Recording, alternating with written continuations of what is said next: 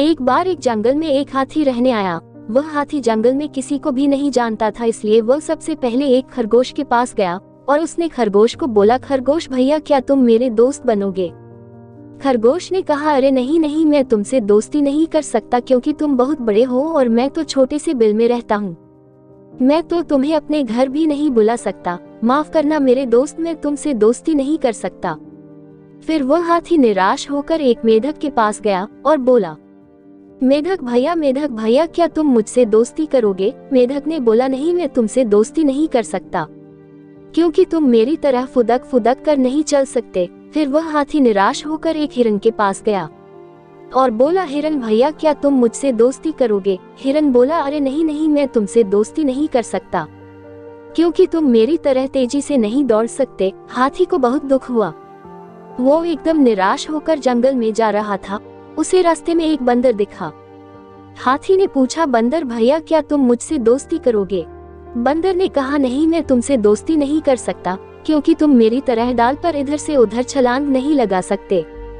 हाथी निराश होकर अपने घर लौट गया। एक दिन अचानक जंगल में बहुत भगदड़ मच गई।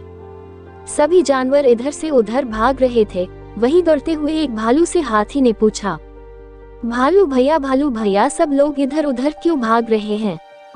क्या हुआ है? भालू बोला, जंगल का राजा शेर शिकार पर निकला है।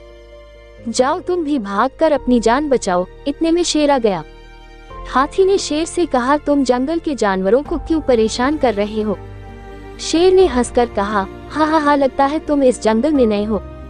तुम नहीं जानते कि मैं जंगल का राजा हूँ। मैं जिसे चाहे उसे मार के खा सकता हूँ।